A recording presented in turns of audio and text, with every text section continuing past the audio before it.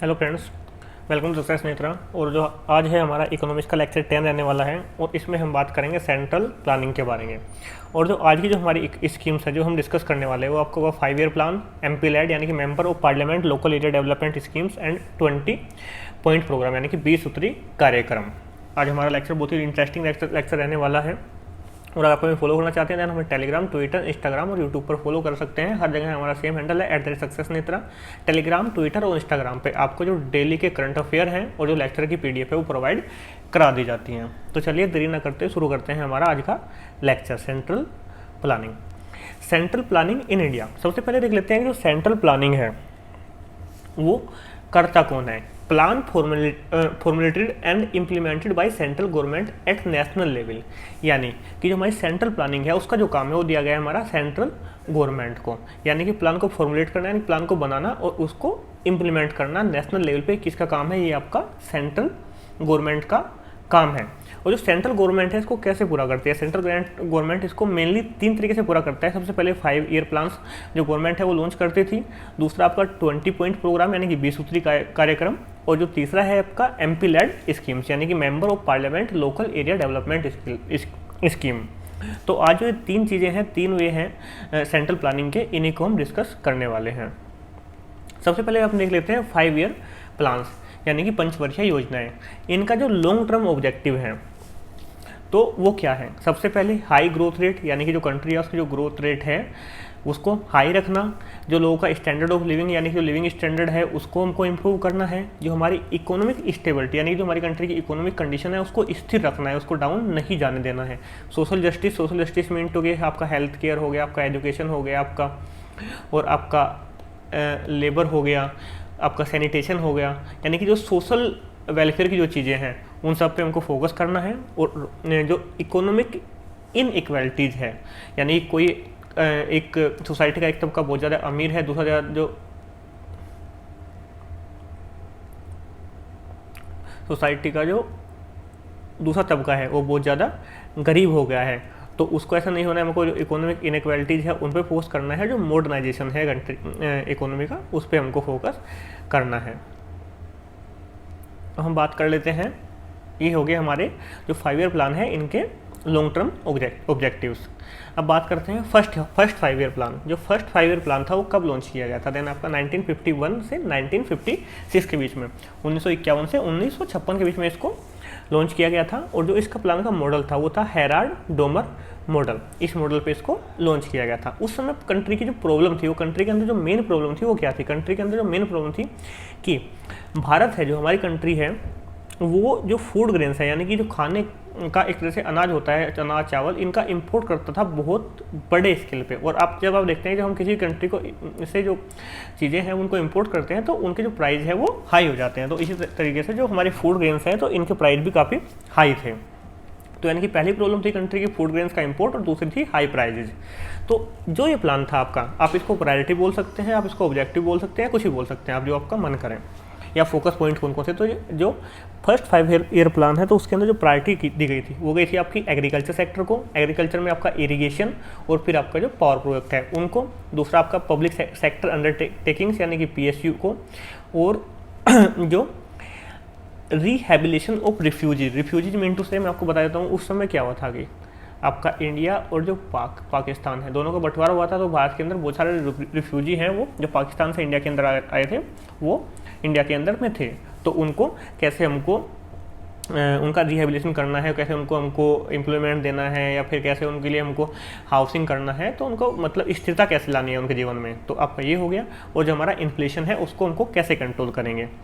अब जो इसका असेसमेंट था इस प्लान का, तो जो टारगेट हमने रखे थे वो उतने ज़्यादा अचीव नहीं हुए, जो हमारे टारगेट थे थोड़े कम रह गए। और इसके अंदर हमारा जो है 5 आईआईटी यानी कि जो इंडियन इंस्टीट्यूट ऑफ टेक्नोलॉजी है वो 5 आईआईटी फर्स्ट 5 ईयर प्लान के अंतर्गत ही उनको जो है सेटअप किया गया था। अब बात कर लेते हैं हम सेकंड 5 ईयर प्लान की। सेकंड 5 ईयर जो हमारा ईयर प्लान है वो चला था 1956 से 1961 तक, 1956 से 1961 तक। जो इसका मॉडल था वो कौन सा था, वो था पीसी महालनोबिस मॉडल। और इस समय जो इस पीरियड के अंदर जो प्रॉब्लम थी वो क्या थी, कंट्री के अंदर फूड की शॉर्टेज थी, कैपिटल इन्वेस्टमेंट जो बाहर के देश है वहाँ से हमारा जो है इन्वेस्टमेंट नहीं आ रही थी हमारी कंट्री के अंदर ड्यू टू क्लोज इकोनॉमी। यानी कि जब स्टार्टिंग में हमने स्टार्ट किया, हमारी कंट्री आज़ाद हुई और हमने जो प्लानिंग स्टार्ट की इकोनॉमी प्लानिंग, तो उस समय हमारी कंट्री की जो इकोनॉमी थी वो क्लोज इकोनॉमी मेंटू से ये हमारी होगी क्लोज इकोनॉमी। यानी कि बाहर से हमारा किसी भी कंट्री का इंटरफेरेंस या फिर फॉरेन इन्वेस्टमेंट हम अलाउ नहीं कर रहे थे। तो हमारी कंट्री उस समय क्लोज इकोनॉमी थी, इस वजह से हमारा फॉरेन इन्वेस्टमेंट भी नहीं आ रहा था। और अगर फॉरेन इन्वेस्टमेंट नहीं आ रहा है, बाहर से इन्वेस्टमेंट नहीं आ रहा है और हम लगातार जो है इंपोर्ट किए जा रहे हैं फूड्स वगैरह, तो हमारी जो है फॉरेन एक्सचेंज उसके भी हमको जो है फॉरेन करेंसी है उसकी शॉर्टेज हमारे पास में हो गई थी। तो इसमें जो प्रायोरिटी दी गई जिस सेक्टर को वो थे आपकी रैपिड इंडस्ट्रियलाइजेशन, यानी कि जो हमारी उद्योग जगत है यानी कि हैवी इंडस्ट्री को उस पर हमारा फोकस किया गया। एंड जो असेसमेंट था, जो हमारे टारगेट पहले रखे थे इसके, उनको थोड़ा कम कर दिया गया। और इसके अंदर हाइड्रो इलेक्ट्रिक पावर जो प्रोजेक्ट है उनको सेटअप किया गया। हाइड्रो इलेक्ट्रिक पावर जो हमारे पावर प्रोजेक्ट होते हैं, क्या होते हैं, जो एक तरह से हम बोलते हैं कि पानी से हम बिजली बनाते हैं, किसी नहर के ऊपर हमने बांध लगा के जो हमने बिजली बनाते हैं उसको हाइड्रो इलेक्ट्रिक पावर प्रोजेक्ट हमने सेटअप किए थे। और 5 जो है स्टील मिल सेटअप किए गए थे भिलाई, दुर्गापुर और राउरकेला में। ये आपका सेकंड 5 ईयर प्लान था। अब बात कर लेते हैं हम थर्ड 5 ईयर प्लान की। जो हमारा थर्ड 5 ईयर प्लान है ये चला था 1961 से 1966 के बीच में। और इस जो तीसरा 5 ईयर प्लान था उसके अंदर जो प्रायोरिटी दी गई थी किस सेक्टर को दी गई थी, उसमें हमारा जो development of agriculture and regional, यानी कि हमारा जो एग्रीकल्चर है उसमें डेवलपमेंट, और जो हमारा रीजनल डेवलपमेंट यानी कि रीजनल का आप बोल सकते हैं क्षेत्रीय विकास, यानी कि हमारा हो गया आपका क्षेत्रीय विकास। इसको हमने जो है प्रायोरिटी दी थी। और हमारी जो इकोनॉमी है उसको सेल्फ रिलायंट यानी कि हमारी आत्मनिर्भर, हमारे जो अर्थव्यवस्था है उसको आत्मनिर्भर बनाने पे हमने फोकस किया था। इसका जो असेसमेंट था, ये जो है हमारा जो प्लान है ये फेल हो गया था। फेल क्यों गया था कि हमको जो हमारे रिसोर्सेज थे जो हमको एग्रीकल्चर और रीजनल डेवलपमेंट और इकोनॉमी को अपनी आत्मनिर्भर बनाने पर खर्च करने थे, वो हमने डाइवर्ट कर दिए डिफेंस की तरफ। उसका रीज़न क्या था कि देखिए जो 5 ईयर प्लान था चला था 1961 से 1966 के बीच में, लेकिन 1961 से और 1962 के बीच में होगी भारत और चाइना की लड़ाई, और उसके बाद में 1965 से 1966 के बीच में होगी भारत और पाकिस्तान की लड़ाई, और इसके बीच में 1965-66 के बीच में हमारा सूखा पड़ गया, उसकी वजह से फेमाइन आ गई। लेकिन इसमें हो गया हमने स्टेट इलेक्ट्रिक बोर्ड हमने फॉर्म किए, और जो हमने स्टेट सेकेंडरी एजुकेशन बोर्ड ये हमने फॉर्म किए थे। तो मेनली जो थर्ड 5 ईयर प्लान था हमारा फेल हुआ था। फेल रहने का कारण क्या था आपका, भारत का चीन का युद्ध, भारत का पाकिस्तान का युद्ध और फेमाइन। अब चलते हैं हम आगे। इसके बाद में जैसे हमारा तीसरा 5 ईयर प्लान हमारा फेल हो गया, तो उसके बाद में हमने 3 एक साल के हमने बोला एनुअल प्लान हमने लॉन्च किए। आपका पहला हो गया 1966 से 1967, दूसरा 1967 से 1968 और थर्ड आपका 1968 से 1969। इनको आप प्लान हॉलीडे भी बोलते हैं कुछ लोग, और कुछ लोग इनको एनुअल प्लान भी बोल सकते हैं। प्लान हॉलीडे क्यों बोलते हैं, क्योंकि जो थर्ड 5 ईयर प्लान था और जो फोर्थ 5 ईयर प्लान था उनके बीच में 3 साल का सीधा सीधा गैप हो गया था, तो इसलिए इसको प्लान हॉलीडे बोला जाता है। रीज़न क्या था कि हमको जो एनुअल प्लान हमको लॉन्च करने पड़े थे। हमारी कंट्री का जो मोरल था, हमारी जो कंट्री जो पॉलिटिशियन था वो बहुत ज़्यादा लो था, क्योंकि हम चाइना से जो भारत और चाइना की युद्ध हुआ था 1961-62 के बीच में, उसमें भारत की हार हो गई थी चाइना से। और इसी कारण से एक हमको जो दो तो हमारी वार हो गई, भारत इंडिया और आपकी चाइना की वार हो गई, और दूसरी आपकी इंडिया और आपकी पाकिस्तान की वार हो गई, और तीसरा हमारा सूखा पड़ गया, यानी कि हमारी फेमाइन आ गई। तो इस कारण से हमारी जो फाइनेंशियल कंडीशन थी वो भी हमारी थोड़ी सी वीक थी। तो इस वजह से जो हमारे पॉलिटिशियन थे या फिर जो भी हमारी इकोनॉमिक प्लानिंग उसमें करे, सोचा कि एक साल के हम 3 प्लान लॉन्च करते हैं। तो हमें प्रायोरिटी दी गई इसमें जो हमारी कंट्री के अंदर एग्रीकल्चर क्राइसिस आया था, यानी कि हमारी कंट्री के अंदर जो फेमाइन आई थी उसमें का कारण था डाउट, सूखा पड़ा था हमारी कंट्री के अंदर। तो एग्रीकल्चर जो क्राइसिस था उस पर अटेंशन देने की रिक्वायरमेंट है। जो फूड शॉर्टेज हमारी कंट्री के अंदर अभी हो रही है उस पर हमारी जो फोकस करने की रिक्वायरमेंट है। इसका जो असेसमेंट था प्लान का वो था कि जो हमारा देखिए इसमें था एग्रीकल्चर क्राइसिस पे फोकस करना था, फूड शॉर्टेज पे। तो इस पे फोकस करने के लिए इन्होंने क्या किया कि हाई यील्ड वैरायटी सीड्स, यानी कि जो ऐसे बीजों को लोगों को में डिस्ट्रीब्यूशन किया जो बहुत ज़्यादा अच्छे थे, अच्छी गुणवत्ता के थे, जिनका जो रिजल्ट था जिनसे फसल अच्छी हो। तो ऐसा हाई यील्ड वैरायटी सीड्स का डिस्ट्रीब्यूशन किया गया और जो फर्टिलाइजर्स है उनका यूज बढ़ाया गया। सोइल कंजर्वेशन यानी कंजर्वेशन मीन टू से शेयर यानी कि जो हमारी मृदा संरक्षण पर ध्यान दिया गया और आपका जो हमारी कंट्री की जो इरिगेशन पोटेंशियल थी उसको इंक्रीज करने पे फोकस किया गया। तो ये मेन हमारे 3 सिंगल ईयर प्लान थे। इसके बाद में हमारा लॉन्च होता है 4th 5 ईयर प्लान। ये था हमारा 1969 से 1974 पर। इसका जो मॉडल था वो था गोडगिल प्लान। इसके अंदर जो प्रायोरिटी थी हमारी कंट्री की, प्रायोरिटी बोल दीजिए आप, ऑब्जेक्टिव बोल दीजिए, जो भी आपको सूटेबल लगे। हमको कंट्री जो इकोनॉमिक ग्रोथ थी वो स्टेबिलिटी के साथ में करनी थी और सेल्फ रिलायंस, आत्मनिर्भरता। ये भी इसी कंट्री का ये जो हमारा 4th 5 ईयर प्लान था। तो देन हमारा सेम फोकस था growth with stability and self reliance. इसका जो असेसमेंट था ये भी हमारा फेल हो गया, क्योंकि इसके अंदर भी हमारा जो रिसोर्सेज थे उसको डाइवर्ट करना पड़ गया किस तरफ, डिफेंस सेक्टर की तरफ। इसमें हुआ क्या कि देखिए प्लान था 1969 से 1974 के बीच में, लेकिन 1971 और 1972 के बीच में इंडिया और पाकिस्तान की वॉर हो गई। उसकी वजह से हमारे जो रिसोर्सेज थे उनको डाइवर्ट करना पड़ गया और जो इन्फ्लेशन था वो भी हमारा डबल डिजिट के अंदर पहुंच गया था हमारा। और कहीं ना कहीं इस समय 1969 और 1974 के बीच में हमारी जो इकोनॉमिक प्लानिंग थी उसका पोलिटाइजेशन यानी कि उसका राजनीतिकरण होना स्टार्ट हो गया था। इसकी वजह से बहुत सारे नॉन प्लान एक्सपेंडिचर थे उन पे खर्चा किया गया, जैसे हमने सब्सिडी दे दी, यानी कि ऐसी चीज़ों पर फोकस किया गया जो लोक लुभावन की चीज़ें होती हैं कि लोगों को सस्ता मतलब सस्ती चीज़ें दे दो, सब्सिडी दे दो। तो यानी कि पोलिटाइजेशन वही था कि अपने जो पॉलिटिकल पार्टी थी अपने कैंपेन के अंदर ऐसी योजनाओं का जो है वो प्रोमिस करने लगी। और इसी के अंदर क्या हुआ, 4th 5 ईयर प्लान जब चल रहा था तो जो 14 मेजर इंडियन बैंक्स थे उनका नेशनलाइजेशन किया गया, राष्ट्रीयकरण किया गया 1969 में। और जो ग्रीन रिवोल्यूशन था वो भी इसी टाइम पीरियड में आया था। ग्रीन रिवोल्यूशन किस चीज़ से संबंधित था, यानी कि आपके जो वीट है और जो राइस है इनका प्रोडक्शन हमको इंक्रीज करना था, रैपिड इंक्रीज। ये रैपिड नहीं होगा, ये आपका रैपिड इंक्रीज होगा। ठीक है, आई थिंक आपको 4th 5 ईयर प्लान भी क्लियर हो गया होगा। अब नेक्स्ट बात करते हैं हम 5th 5 ईयर प्लान। जो 5th 5 ईयर प्लान था हमारा 1974 टू 1979 तक चला था। इसके अंदर जो प्रायोरिटी थी हमारी वो थी पॉवर्टी एलिवेशन यानी कि गरीबी हमको दूर करनी है, और सेल्फ रिलायंस यानी कि आत्मनिर्भरता। इसका जो असेसमेंट है वो क्या था, इसमें हाई इन्फ्लेशन कंट्री के अंदर हो गया था। और जो प्लान था इसी के बीच में क्या हो गया था कि नेशनल इमरजेंसी लग गई थी 1975 से 1977 के बीच में। जो हमारी पीएम थी, जो हमारी उस समय की प्राइम मिनिस्टर थी श्रीमती इंदिरा गांधी, तो उन्होंने नेशनल इमरजेंसी डिक्लेयर कर दी थी 1975 टू 1977 के बीच में। और फिर जो उसके बाद में हाई इन्फ्लेशन हो गया, तो हमारा जो जनता पार्टी की गवर्नमेंट आई, गवर्नमेंट चेंज हो गई सेंटर में, और उसने 1978 में ही जो हमारा ये प्लान था 1979 तक चलना था, लेकिन इसको 1978 में ही इसको कट डाउन कर दिया। जबकि ये खत्म होना था 1904 टू 1979 तक ये चलना था, लेकिन 1904 टू 1978 तक इसको रखा गया। और जो इन्फ्लेशन कंट्रोल का जो टास्क था वो असाइन कर दिया गया आरबीआई यानी रिजर्व बैंक ऑफ इंडिया को, जो आज तक आरबीआई ही देख रहा है। नेशनल हाईवे सिस्टम को इंट्रोड्यूस किया गया था, और इसी के बीच में 20 पॉइंट्स प्रोग्राम यानी कि 20 सूत्री कार्यक्रम हमारी जो है वो लॉन्च किया गया था पॉवर्टी एलिवेशन के लिए। इसको लॉन्च किया था 1975 के दौर में। तो आई थिंक जो 5th 5 ईयर प्लान था वो आपको क्लियर हो गया। 1974 से 1979 तक ही चलना था, लेकिन गवर्नमेंट चेंज हो गई तो इसको 1978 में ही इसको कट डाउन कर दिया गया। चलते हैं नेक्स्ट स्लाइड में। देखिए इसमें क्या हुआ था, 1975 में 20 पॉइंट प्रोग्राम लॉन्च हुआ था। तो एक बात देख लेते हैं कि जो 20 पॉइंट प्रोग्राम है ये क्या था।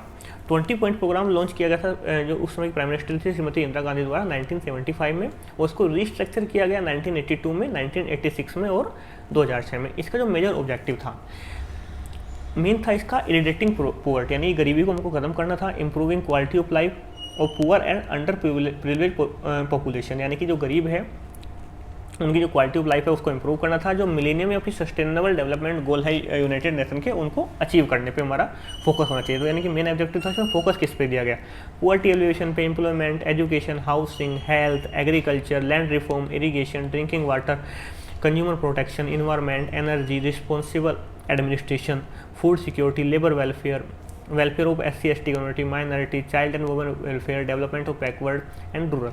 मतलब मेन चीज़ ये है कि एक तरह से ये आपका सोशल सेक्टर पे आपका इसका फोकस था, और जो आपका जो गरीब तबका है यानी कि जो पुअर पीपल है उसकी जो इकोनॉमिक कंडीशन है उसको कैसे बेटर किया जाए। तो इसका मेन फोकस ये था 20 सूत्री कार्यक्रम का। इंदिरा गांधी ने लॉन्च किया था 1975 में, लॉन्च इसको किया गया था। तो देन अब चलते हैं नेक्स्ट स्लाइड पे। अब हुआ क्या, जैसे मैंने आपको बताया कि जो हमारा लास्ट 5 ईयर प्लान था वो 1974 से 1979 तक चला, लेकिन जनता पार्टी गवर्नमेंट ने उसको 1978 में ही कट डाउन कर दिया था। तो फिर रोलिंग प्लान आया 1978 से 1983 तक। इसमें जो जोड़ दिया गया वो दिया गया हमको फॉरेन इन्वेस्टमेंट अपनी कंट्री के अंदर नहीं लेके आनी है, जो हमारे स्मॉल एंड कोटेज इंडस्ट्री यानी कि जो छोटे और कुटीर उद्योग है उनको बढ़ावा देना है, पंचायती राज सिस्टम को इंट्रोड्यूस करना है, और आपका जो एग्रीकल्चर और रूरल डेवलपमेंट है ये इसका इन पे जोर दिया गया, एम्फेसिस किया गया। लेकिन हुआ क्या, 1980 में दोबारा से जो हमारी सेंट्रल गवर्नमेंट है वो चेंज हो गई, और जो रोलिंग प्लान था इसको 1980 में ही कट डाउन कर दिया गया। चलना था 1983 तक ये, लेकिन इसको 1980 में ही इसको कट डाउन कर दिया गया। और जो इसमें एक टाइम पीरियड था 1978 से 1980 तक ये चला। तो इसमें जो 1978 से 1979 का पीरियड था, तो लास्ट 5 ईयर प्लान था उसमें इसको एक साल को ऐड कर दिया गया, और जो 1979 से 1980 का पीरियड था उसको एक अलग से जो हमने एनुअल प्लान के रूप में उसको डिस्क्राइब कर दिया, यानी कि डिक्लेयर कर दिया। तो ये आपका जो रोलिंग प्लान था ये 1983 तक चल रहा था, लेकिन ये 1980 में ही इसको गवर्नमेंट चेंज होने के कारण इसको कट डाउन कर दिया गया। अब चलते हैं नेक्स्ट 5 प्लान। ये प्लान था हमारा 6th 5 ईयर प्लान, ये हमारा चला था 1980 से 1985 के बीच में। तो जो हमारी प्रायोरिटी थी इसमें एलिमिनेटिव पॉवर्टी, गरीबी हमारी कम करनी थी, रिड्यूस रीजनल डिसेपरेटीज यानी कि जो क्षेत्रीय असमानता है, जो क्षेत्रीय असमानताएं हैं जनता के बीच में उनको हमको कम करना था। असेसमेंट क्या था, जितने भी फिर अंदर टारगेट रखे गए थे मोस्टली अचीव कर लिए गए थे, ग्रोथ हमारी 5.5% तक की गई थी, और इसमें फैमिली प्लानिंग पर इसमें जो है एम्फेसिस किया गया था, ताकि जो ओवर पॉपुलेशन कंट्री की हो रही है उसको थोड़ा कंट्रोल किया जा सके। नेक्स्ट आ जाता है हमारा 7th 5 year plan. 7th 5 year plan हमारा 1985 से 1990 तक चला था। इसमें जो प्रायोरिटी दी गई थी वो रैपिड फूड ग्रेन प्रोडक्शन को दी गई थी, एम्प्लॉयमेंट जनरेशन को दी गई थी, मॉडर्नाइजेशन, सेल्फ रिलायंस यानी कि आत्मनिर्भर, और सोशल जस्टिस यानी कि वही आपका economic, health care, welfare, labour और वो सब चीज़ें आपकी जो सोशल जस्टिस की ट्रांसपोर्ट वगैरह उन सब पे फोकस किया गया था। असेसमेंट जो हमारा 7th 5 ईयर प्लान था वो भी सक्सेसफुल रहा था, ग्रोथ रेट 6% इसकी थी। और इसी के अंदर जो जवाहर रोजगार योजना है 1989 में ये हमारी लॉन्च की गई थी। जो जवाहर रोजगार योजना है इसका जो ऑब्जेक्टिव था कि 90 से 100 दिन का वेज एम्प्लॉयमेंट हमको प्रोवाइड करना था जो बैकवर्ड एरिया थे उनके लोगों को। 92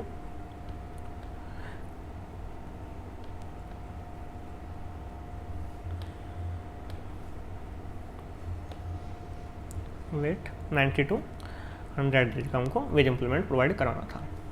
अब नेक्स्ट चलते हैं हमारा 8th 5 ईयर प्लान। जो हमारा 8th 5 ईयर प्लान था वो था 1992 से 1997 के बीच में।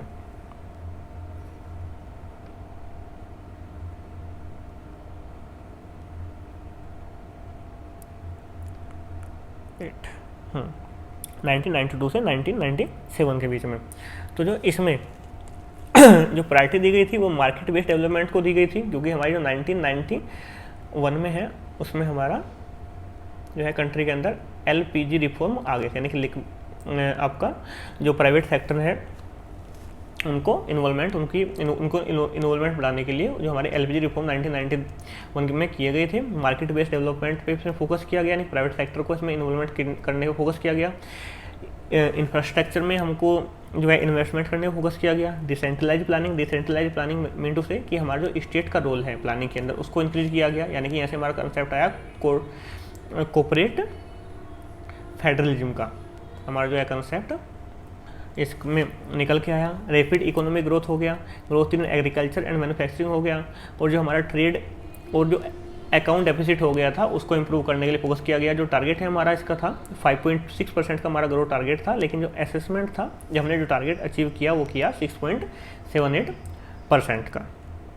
आई थिंक ये भी आपको क्लियर हो गया होगा। नेक्स्ट चलते हैं आपका 9th 5 year plan. 9th 5 year plan था हमारा 1997 से 2002 के बीच में। प्रायोरिटी थी क्वालिटी ऑफ लाइफ को इंप्रूव करने पे, एम्प्लॉयमेंट जनरेशन पे, सेल्फ रिलायंस पे, सोशल जस्टिस यानी कि हेल्थ, एजुकेशन, हाउस और न्यूट्रिशन पे। हमारा जो रेवेन्यू डेफिसिट है उसको कम करने पे, यानी कि कम कैसे करना है कि जो हमारी सब्सिडीज है उनको कम कर देना है हमको, और जो पेंशन पे या फिर पीएफ पे हमको इंटरेस्ट किया था उसको कम कर देना है। जो इकोनॉमिक सर्विसेज थी उनको हमने चार्जेबल बनाने, यानी कि इलेक्ट्रिसिटी, ट्रांसपोर्ट, इनको हमने चार्जेबल बना दिया। और जो हमारा फोकस सेम रहा इसमें भी डिसेंट्रलाइज प्लानिंग पे, यानी कि जो स्टेट का रोल है उसको इंक्रीज किया गया। असेसमेंट क्या रहा इसका 6.7% की इसने जो है एवरेज ग्रोथ रेट अचीव की। नेक्स्ट हो गया हमारा 10th 5 ईयर प्लान, जो हमारा 2002 से 2007 के बीच में चला। इसके अंदर प्रायोरिटी क्या थी 10th में, हमको doubling per capita income in 10 years, यानी कि आने वाले 10 साल के अंदर हमको जो अपनी पर कैपिटा इनकम है वो बढ़ा के 2 गुना करना था। क्वालिटी ऑफ लाइफ हमको इम्प्रूव करने फोकस करना था। स्टेट का जो रोल है प्लानिंग के अंदर वो हमको इंक्रीज करना था। और जो PRI, यानी कि PRI हो गया आपका पंचायती राज सिस्टम, जो पंचायत राज सिस्टम है उनका इन्वॉल्वमेंट हमको बढ़ाना था प्लानिंग के अंदर। PSU, यानी कि PSU हो गया आपका पब्लिक सेक्टर इंटरप्राइज या फिर पब्लिक सेक्टर यूनिट्स। PSU और जो PSU हो गया एडमिनिस्ट्रेशन हो गया, और लेबर रिफॉर्म है उन पर फोकस करना था। एग्रीकल्चर को 10th 5 ईयर प्लान के अंदर हमने प्राइम मूविंग फोर्स इकोनॉमी का डिक्लेयर कर दिया। लिटरेसी रेट हमको इंक्रीज करना था, और हमको 8% का जो है ग्रोथ रेट हमने टारगेट किया कि हम 8% GDP का ग्रोथ रेट अचीव करेंगे। और जो इसका असेसमेंट था ये प्लान बहुत अच्छी तरह से काम किया, और जो है हमारा प्लान सक्सेसफुल हो गया था। अब बात करते हैं 11th 5 ईयर प्लान के। 11th 5 ईयर हमारा चला 2007 से 2012 के बीच में। इसके अंदर प्रायोरिटी थी रैपिड एंड इंक्लूसिव ग्रोथ। एक होता है ग्रोथ, एक होता है आपका inclusive growth. Inclusive growth mean to say economic growth that distribute fairly among all section of society, यानी कि एक ऐसी ग्रोथ जो हमारी सोसाइटी है उसके हर सेक्टर में इक्वली डिवाइड हो। तो ऐसी ग्रोथ, एजुकेशन और स्किल डेवलपमेंट, जेंडर जो इनइक्वालिटीज है उनको रिड्यूस करना है, और जो इन्वायरमेंट है उसकी सस्टेनेबिलिटी पे हमको फोकस करना था। असेसमेंट क्या रहा इसका, हमने जो एवरेज ग्रोथ रेट थी उसको 7.2% अचीव किया। हमारा जो टारगेट था वो था हमारा 10% का। अब बात कर लेते हैं हम 12th 5 ईयर प्लान की। तो 12th 5 ईयर प्लान था हमारा 2012 से 2017 के बीच में तक चला ये। उसके अंदर प्रायोरिटी थी faster, sustainable and more inclusive growth. Inclusive growth में सेम हो गया कि जो ग्रोथ हो हर एक सेक्टर में इक्वली डिवाइड हो। हमको जो एग्रीकल्चर और जो मैन्युफैक्चरिंग सेक्टर है उसके आउटपुट हमको बढ़ाने थे। डोमेस्टिक एनर्जी सप्लाई हमको इंक्रीज करनी थी। Water management, universal health care, यानी कि जो हमारी हेल्थ केयर है उसमें अंदर प्राइवेट जो हमारा इन्वेस्टमेंट है उसको इंक्रीज किया गया। और better infrastructure through PPP model. PPP यानी कि पब्लिक प्राइवेट पार्टनरशिप, यानी गवर्नमेंट और जो प्राइवेट सेक्टर है दोनों मिलकर एक साथ में काम करेंगे। इसके थ्रू इंक्रीज करने पे जो है हमारा इंफ्रास्ट्रक्चर अच्छा बनाने पर फोकस किया गया। नेक्स्ट आप ये हमारे 5 ईयर प्लान है जो यहाँ तक कंप्लीट हो जाते हैं 1 से 12 तक। अब हम देख लेते हैं MP LAD schemes. MP LAD यानी कि इसकी जो फुल फॉर्म होती है member of parliament local area development schemes. ये स्कीम लॉन्च कब की गई थी 1983 के अंदर इसको लॉन्च किया गया था। इसके जो की फीचर हैं वो है आपकी, सबसे पहले जब ये लॉन्च की गई 1993 में तो हर एक MP को 5 लाख रुपए की असिस्टेंट दी जाती थी, लेकिन इसको 1994 से 1995 में बढ़ा के 1 करोड़ कर दिया गया। और इसके बाद 1998 से 1999 में इसको 2 करोड़ कर दिया गया, और 2011 से अब तक ये 5 करोड़ रुपए पर MP है। और जो भी इनका इन्वेस्टमेंट इनको असिस्टेंट मिल रही है 5 करोड़ की, इसमें से इनको 15% कम से कम SC और 7.5% इसके इस टोटल जो असिस्टेंट है इसका 15% SC और 7.5% ST एरिया के डेवलपमेंट पे इनको खर्च करना है।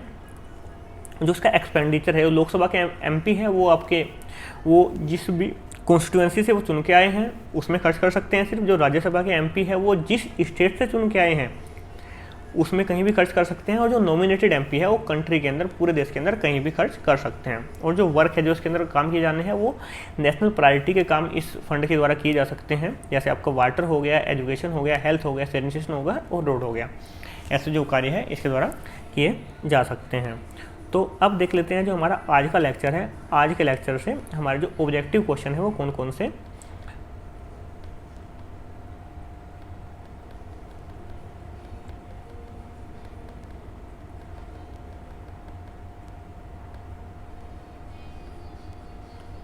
बन सकते हैं।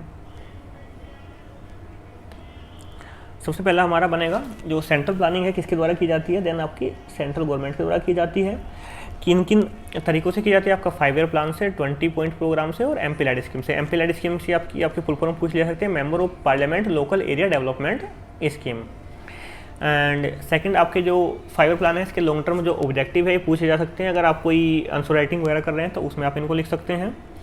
थर्ड हो गया जो फर्स्ट 5 ईयर प्लान है कब से कब तक था, आपका 1951 से 1956, इसका मॉडल क्या था आपका हैरल्ड डोमर मॉडल। और इस जो फर्स्ट 5 ईयर प्लान के अंदर कितने आईआईटी सेटअप किए गए थे, देन आपके 5 आईआईटी सेटअप किए गए थे। इसका जो फोकस था वो किस पे था, एग्रीकल्चर पे था इसका, और पब्लिक सेक्टर अंडरटेकिंग्स पे इसका फोकस था। सेकंड आपसे पूछा जाएगा जो सेकंड 5 ईयर प्लान था कब से कब तक चला था, देन आपका 1956 से 1961 तक। मॉडल क्या था इसका, पीसी महालाबोनिस था। और इसमें जो फोकस किया गया वो किस पे किया गया, रैपिड इंडस्ट्रियलाइजेशन पे फोकस किया गया, हैवी इंडस्ट्री पे फोकस किया गया। जो 5 स्टील मिल्स थे वो किस 5 ईयर प्लान के अंदर लगाए गए, देन आपका सेकंड 5 ईयर प्लान यानी कहाँ पे लगाया गया, भिलाई, दुर्गापुर और आपका राउरकेला पे। आपका थर्ड 5 ईयर प्लान था एंड इसके अंदर भारत और जो है फर्स्ट जो थर्ड 5 ईयर प्लान है उसके फेल होने के क्या कारण थे, देन आपका था इंडिया चाइना का वॉर, इंडिया पाक का वॉर, और फिर जो था आपका ड्रोट सूखा। आपसे पूछा जा सकता है जो 3 5 ईयर प्लान थे कब से कब चले थे, आपका 1968, 1967 और 1969, 66, 67 और 68। ये फिर आपके 3 5 ईयर प्लान थे। इनको या फिर प्लान होल्डे किन को कहा जा सकता है, देन आप 1966 से 1969 तक, या फिर एनुअल प्लान कब चले थे 1967 से 69, वो आप बता सकते हैं। और जो 3 5 ईयर प्लान थे, 3 1 ईयर प्लान थे, एनुअल प्लान थे, उनको लॉन्च करने का क्या रीज़न था कि इंडिया का मोरल लो था, क्योंकि चाइना से हम जो है युद्ध हार गए थे, हमारी जो फाइनेंशियल कंडीशन थी जो वीक थी। और इसी के साथ में नेक्स्ट जो हमारा बन सकता है फोर्थ 5 ईयर प्लान कब से कब तक चला, 1969 से 1974 तक। इसका जो मॉडल था वो कौन सा था, गॉडगिल प्लान था इसका मॉडल। इसके अंदर प्रायोरिटी किस पे दी गई, देन आपका सेल्फ रिलायंस पे इसमें प्रायोरिटी थी।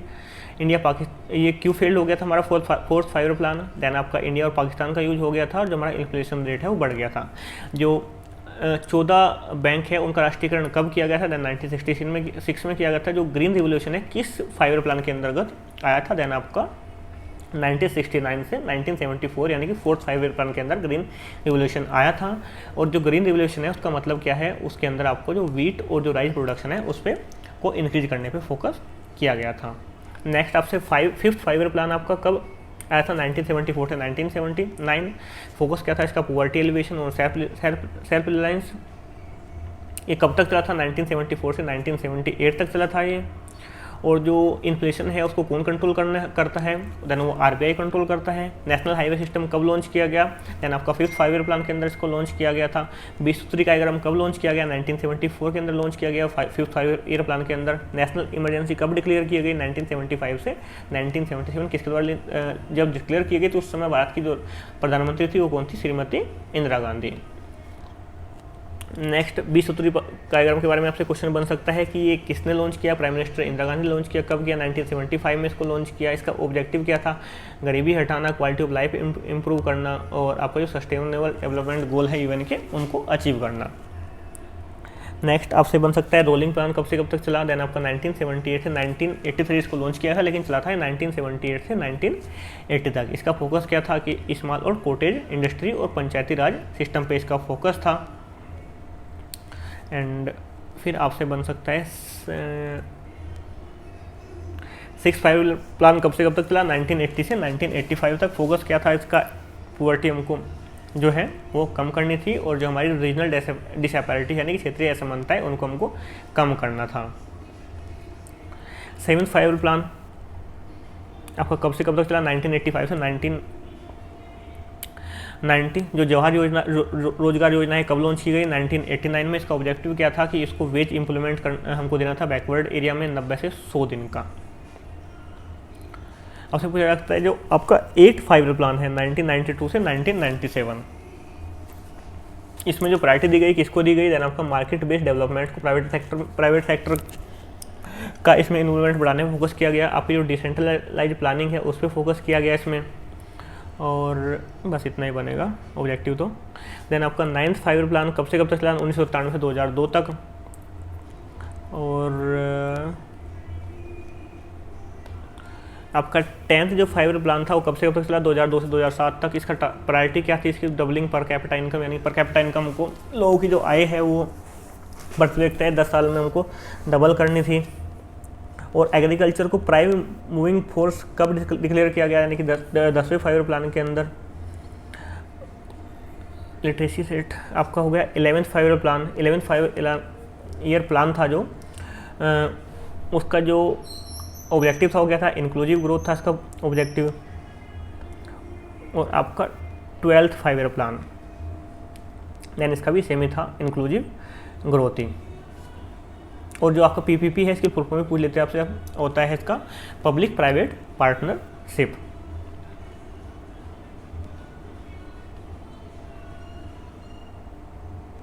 तो देन आज के लिए इतना ही। Thanks for watching.